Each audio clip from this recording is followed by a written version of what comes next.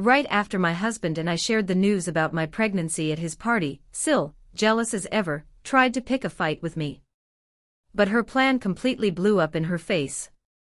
Now she is not only looking at possible jail time, but her marriage is falling apart too. I am 29 years old, and I have been happily married to my husband, Harry, for the past 7 years. I honestly adore everything about our relationship except for one thing, his sister, Kayla. She is like a walking storm cloud, bringing negativity wherever she goes. Now, I will admit, when I first met Kayla, I genuinely liked her. She was fun and seemed supportive. But it did not take long before I saw another side of her, bitter, manipulative, and just plain toxic. I learned quickly that it was best to stay out of her line of fire, because she could be downright cruel if she did not get her way. Back when Harry was just 17, he briefly dated Sil's best friend. But he ended things because he felt he had been pressured into that relationship, mostly by Sil herself. Fast forward a few years to when he was 23 and single again, Sil tried once more to push him into dating another one of her friends. He refused, and it turned into a huge fight. She ran to their parents in tears, ranting about how she just wanted him to be with someone she approved of. But his parents, thankfully, did not take her side. When Harry and I met and fell in love, his parents were nothing but warm and welcoming to me. Sil, though. From the start, she gave me the cold shoulder. Whenever I was around, she would randomly bring up Harry's ex-girlfriends, talking about how great they were doing and how he should reconnect with them. It was strange and uncomfortable, not just for me, but even Harry thought it was weird. He eventually asked her to stop bringing them up so often. That only made things worse. Sil got angry and turned it around on me, saying I was insecure and jealous, and that Harry should not be with someone like that. It became this ongoing thing. Anytime his parents invited us over for dinner, Sil would coincidentally show up with one of Harry's exes. She would claim she had just bumped into them that day, and had to invite them to dinner out of politeness. Yeah, right. She also keeps tabs on my Instagram. Even though she does not follow me, she is always the first one to view my stories.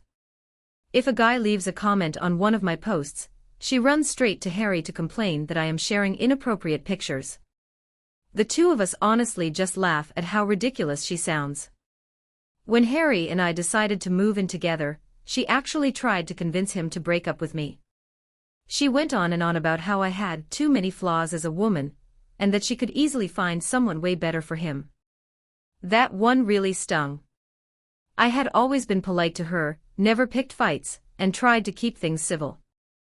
But things went from bad to worse once we got engaged. The moment we made the announcement, everyone around us was excited, everyone except Sil. She sat quietly for a while, then suddenly stood up and left the party without saying a word. The whole room was stunned. Later that night, she called Harry crying hysterically, yelling that she should have been the first to hear the news because she was closest to him. Then she sent me this bizarre message that read more like a warning than a congratulations. She told me I better be a good wife to her brother, since she had always been the most important woman in his life. I nearly cringed reading it. I did not even bother replying and just left her on read, which, let's be honest, probably made her even madder. After that, she started ignoring me altogether. Oddly enough, she still inserted herself into all the wedding planning. She came to my dress fittings and bridal shower, but used every opportunity to criticize my choices. She trashed everything, from my taste in decorations to my vision for the ceremony. My future mother-in-law and Harry both called her out multiple times, but that did not stop her. One day, while I was talking about centerpieces with Harry's mom, Sil jumped in and mocked my taste, saying I had no class. Then she muttered something about how this was exactly why she never wanted Harry to end up with someone like me. That was it. I snapped. I told her straight up that I was done putting up with her comments. I told her I could not take her constant negativity anymore, and that she was officially uninvited from our wedding. Kayla looked completely stunned, gasping like she had never imagined I would actually stand up to her. Even my mother-in-law was furious and backed me up, which only made it more obvious how out of line Kayla had been. Not long after, she messaged Harry, whining about how I had humiliated her and demanding that he get me under control, since I was going to be his wife. Harry shut that down fast. He told her, very directly, that he was on my side, and if she could not apologize sincerely, then she would not be coming to the wedding. Eventually, and clearly against her will, she sent me a message that was supposed to be an apology. It sounded genuine on the surface, but I could tell it was forced. I read it and left it on scene. I was overwhelmed with all the wedding planning, and the last thing I wanted was more drama from her. In the end, I allowed her to come to the wedding, not because I had forgiven her, but because I did not want to give her any reason to go around bad-mouthing us. The theme of the wedding was pinks and pastels, soft, romantic, classy. Every guest stuck to it without issue. But Sil. She showed up wearing a floor-length black gown with a dramatic veil, like she was mourning someone's death. You could hear the whole room freeze when she walked in. It was that shocking. She told people she was grieving the loss of her brother to another woman, as if he had died and not, fallen in love and gotten married. At the reception, Harry noticed how uncomfortable I was with her stunt, and he confronted her directly. She tried to spin it around, playing the victim like she always does, claiming it was her right to wear what she wanted and accusing me of being controlling. Eventually, Harry's parents, Mill and Phil, had enough and asked her to leave. She kept causing a scene, and they refused to let her ruin our day any further. It was one of the most humiliating moments of my life. Since that day, I've kept a very safe distance from her. When our son Nate was born, I made it clear, Kayla was not allowed anywhere near our baby. She tried to fight back, of course, but both my husband and his parents fully supported my decision. They understood exactly why I did not feel safe letting her be around my child. A few years before that, Sil had suffered a miscarriage while she was with her then-boyfriend Jamie. It was a heartbreaking time for everyone, and even though things had been tense between us, Harry and I did feel genuinely sad for her. Since we already had a baby, we wanted to be kind and show some compassion. So we started inviting her over here and there to spend time with Nate. I have to admit, she was surprisingly gentle with him. For a while, I actually thought she might have changed. But that hope faded quickly. Before long, she slipped right back into her old patterns. Complaining constantly, blaming everyone but herself for the messes in her life, ex-bosses, ex-friends, bad luck, whatever it was that week. In her world, she is never the problem. I started noticing that she never took accountability for anything. And whenever there was a disagreement, she played the victim every single time, like clockwork. Then this year, Kayla decided to get married again. She sent out invitations to everyone except us. Harry was blindsided. We thought things had been going better between all of us. When he asked her why we were left out, she told him that she was worried I might try to steal the spotlight at her wedding. I called her myself and asked point-blank why she would think I would ever do such a thing. Her answer. She brought up how she had purposely worn black to our wedding. She admitted it outright and said she feared I might do the same to her now. That was her reason for not inviting us. I was furious. I could not believe how manipulative she was being, so I told Harry everything. He sat down with his parents and together they agreed. They would not pay a dime for her wedding, and would not be attending either. When Sil found out, she completely broke down. She cried and blamed me for ruining everything. But Harry reminded her that she had just confessed to intentionally sabotaging our wedding, and if anything, she was the one who should be apologizing. She tried to defend herself, saying that our wedding was in the past, and I needed to just let it go. Still, Mill and Phil stuck to their decision. With no financial support and a wedding coming up fast, Kayla reached out to me. She apologized again and begged for forgiveness. And you know what? Kayla can be incredibly charming when she wants something. Sweet, even.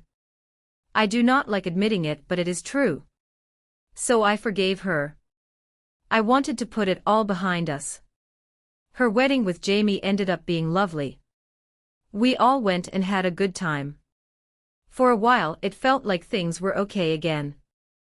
But less than 6 months later, there she was, standing at our front door, crying and complaining that her marriage was already falling apart. We let Kayla stay with us for a few days after everything started falling apart. She would spend hours venting about Jamie, how he wasn't supporting her, how they were struggling to conceive, how everything was his fault. I tried to gently talk her through it, to maybe help her see that it might not be so one-sided. But no, Kayla was absolutely convinced Jamie was to blame for everything. When she wasn't complaining about her husband, she would fixate on our lives. Picking things apart. Imagining problems that weren't there. For example, I go to the gym most mornings before work. On days when I'm running behind, I'll pack my work clothes, finish my workout, shower there, and change before heading in. Sil had clearly noticed this. She started asking odd questions, why I needed to shower, why I went to the gym so much, why I brought clothes. I didn't think much of it at the time, and just answered casually. I told her I liked staying fit, and didn't want to show up to work sweaty. She'd just purse her lips and nod. That was it. Or so I thought. Eventually, things calmed down between her and Jamie, and she moved back in with him. Some time later, we all got invited to lunch at Mill and Phil's, Harry and I, Sil and Jamie. Nate stayed home with a sitter since, as usual, he found grown-up talk boring and preferred to play. During lunch, Mill was telling us about a friend of hers who had divorced her husband after catching him cheating, and walked away with half his assets. Out of nowhere, Sil cut in and asked my husband, "Did you and she sign a prenup before the wedding?" Everyone froze. She said it like I wasn't even there, staring directly at Harry for an answer. Now, Harry's not the type to beat around the bush. He calmly said no, we both made decent money, and didn't feel the need for a prenup. Sil scoffed. Well, with all the cheaters running around these days, you never know, she said. I was offended, obviously, and asked her directly what she was trying to say. And then, right in front of everyone, she said that I must be seeing someone else because I always carried a change of clothes. That as Harry's sister, it was her duty to warn him. I was stunned.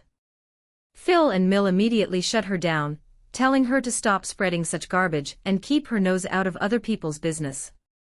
But Sil didn't stop. She kept going, saying she was only trying to protect her brother. Then, almost laughing, she turned to Harry and said, I mean, is Nate even your son? He doesn't really look like you. I watched the color drain from my husband's face, then watched it flush red with fury. I have never seen Harry that angry. He looked her dead in the eyes and said, That's exactly why you're not a mother. You don't deserve to be one. That child was better off in heaven than with someone like you. Kayla's jaw dropped. She didn't even blink. Harry wasn't done.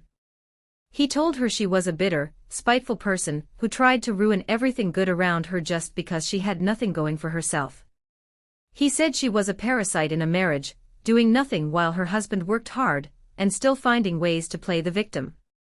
Then he added, instead of asking us about prenups, maybe you should start worrying about your own marriage, sounds like you're just projecting.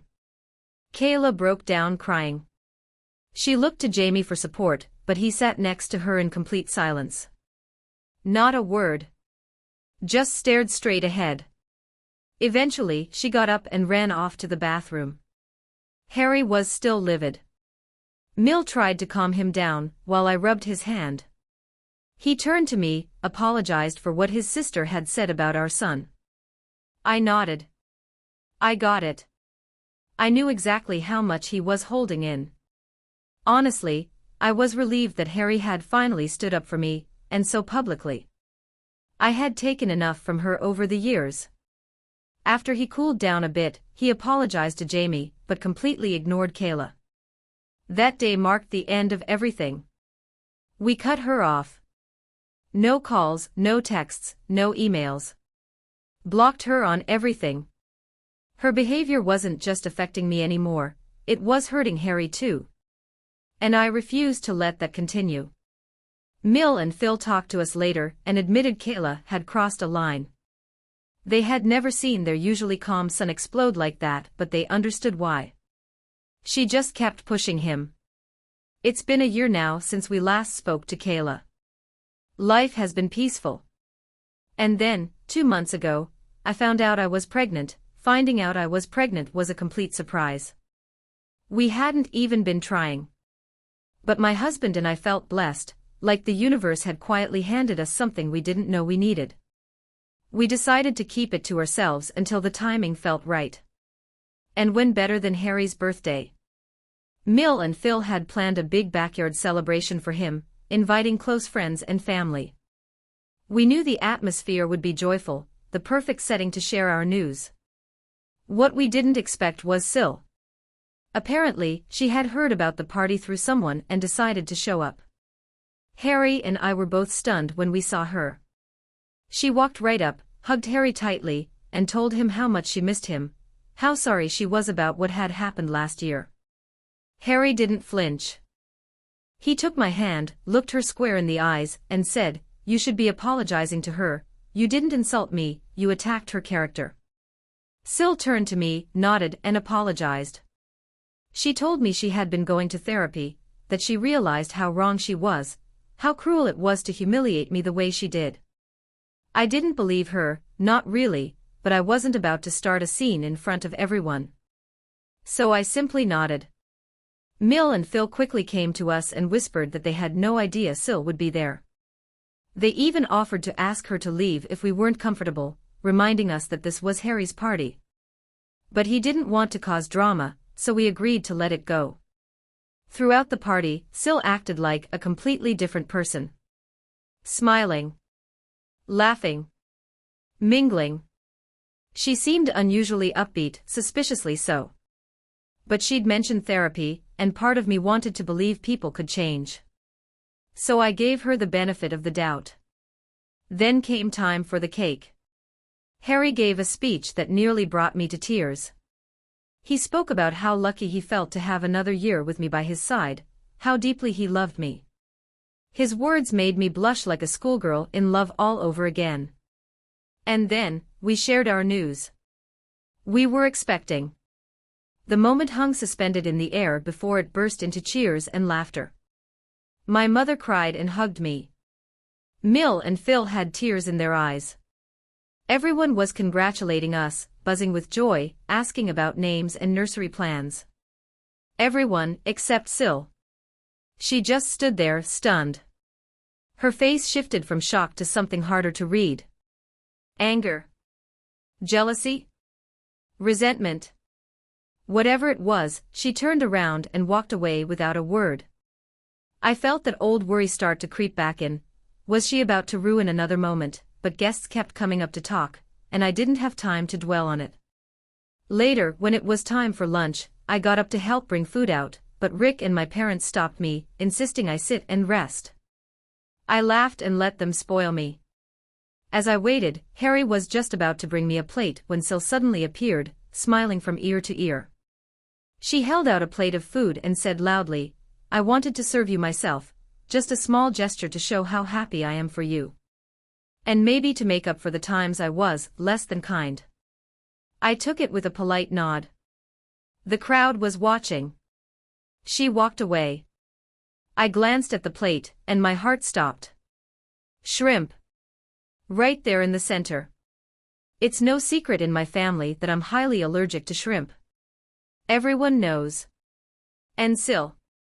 She's seen me break out in hives from it before. She knew. I quietly set the plate aside, shaking my head. I got up to fix myself something safe to eat. As I walked over, Jamie approached to congratulate me. He smiled warmly and asked, "Why aren't you eating?"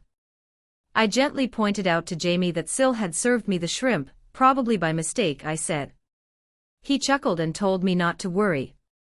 "I love shrimp," he grinned, taking the plate from my hands. "You go get a fresh one for yourself." I smiled, nodded, and walked away, feeling uneasy but unsure why. Barely 5 minutes later, I heard retching behind me. My head whipped around. It was Jamie. He was doubled over, vomiting violently, his face pale and drenched in sweat. The party froze.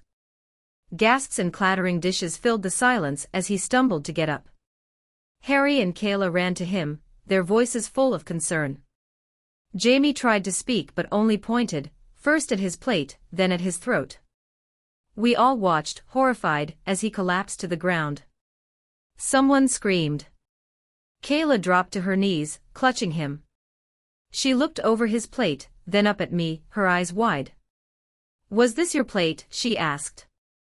I nodded. My throat went dry. Within minutes, someone called for an ambulance, and Jamie was rushed to the hospital. Kayla rode with him, tears streaming down her face. Her eyes burned with anger, and I understood why. I knew something no one else did. That plate was meant for me. The moment I heard the word poisoned at the hospital, I felt the blood drain from my body. I almost fainted. The police took the food for testing. No one knew what exactly was in it, but it had done real damage. And it could have killed me. Or worse, our baby. Mill and Phil came home with us. They were too shaken to stay at their place. My parents were in shock. Calls from family poured in, all wanting to know what had happened. But I hadn't told them the full truth yet. Because if this turned into a full investigation, I would have to confess. I didn't just pass Jamie a plate of shrimp, I passed him a plate that Sil specifically handed to me, loudly declaring it was her peace offering. The guilt gnawed at me. I couldn't stop crying. I kept asking myself, why did I let him take that plate? I should have thrown it away. My hands were shaking. I hadn't slept. Harry knew something was wrong. He stayed close, thinking I was just overwhelmed. He had no idea about the darkness I suspected in his sister. But then I remembered something. Mill and Phil had security cameras all over their backyard. So that night, we sat down, Mill, Phil, Harry, and I. I took a deep breath and laid it all out. The shrimp, the allergy, Sil's apology, her smile, the poisoned food. I told them about my fear, that Sil hadn't just made a mistake. That she meant to hurt me. Their faces shifted from confusion to horror. Mill, sharp and calm, said we needed to check the security footage. Phil agreed immediately. What we saw left us speechless. There she was. Sil, smiling, handing me the plate. Clear as day. And there I was, moments later, passing it to Jamie. The timeline unfolded in painful, undeniable clarity. Harry stared at the screen, jaw clenched. His eyes went red, but he didn't speak. Phil whispered, "My God." Mill burst into tears. It was real. The realization hit us like a storm. Sil didn't just crash a party. She tried to eliminate me. We sat for what felt like hours, too stunned to speak. Eventually, Mill and Phil agreed they had no choice. The footage was going to the police. Phil and Harry would visit Jamie as soon as he recovered. He was the one who had to press charges. I had no idea how Jamie would react when he learned the truth. Every time I thought about how I handed him the plate that was meant for me, poisoned, I wanted to cry. I couldn't sleep. I couldn't eat. The guilt was a shadow that never left my side. It's been a month, and what a month it has been. My in-laws handed over the security footage to the police. After reviewing the video, Kayla was arrested. To everyone's shock, Kayla didn't even try to deny it. She broke down and confessed right away. My husband spoke to Jamie, his voice trembling, his words heavy, and told him everything. Jamie was speechless. Hurt. But determined. Harry told him, "No matter what you decide, you'll always be part of our family." Jamie made his decision. He pressed charges. And he filed for divorce. That's when the truth unraveled further. Kayla, too, was pregnant. She begged Mill and Phil to bail her out, for the sake of their grandchild. But Phil stood firm. You need to take responsibility, he said. No more excuses. No more protection. The police had found more evidence. She had intentionally tampered with the food. She wanted me to suffer. Instead, she poisoned her own husband. She's now facing multiple charges: food tampering, endangerment, and causing bodily harm. She's tried blaming me, crying that it was my fault Jamie was hurt. But Jamie, God bless him, has stayed resolute. He knows the truth. And he's done with her manipulation. Her court hearing starts soon. I don't think she can weasel her way out of this. As for me, our son Nate and I are doing well, physically. Emotionally, I've developed a deep fear of food I didn't prepare myself. My parents have been incredibly supportive. They want me to go to therapy, and I agree. Even though I seem fine on the outside, I know I'm still processing the trauma inside. 8 months later. Kayla is now in prison. I didn't go to her trial, but Mill and Phil did. They told me what she said in court, and it broke my heart all over again. She admitted that she had always been jealous of me, jealous that Harry chose me over the life she imagined for him. She had always wanted her best friend to marry him. She confessed she tried to bully me out of his life. But when we announced my pregnancy at Harry's birthday party, before she had a chance to announce hers, she snapped. She had suffered a miscarriage before. She thought we stole her moment.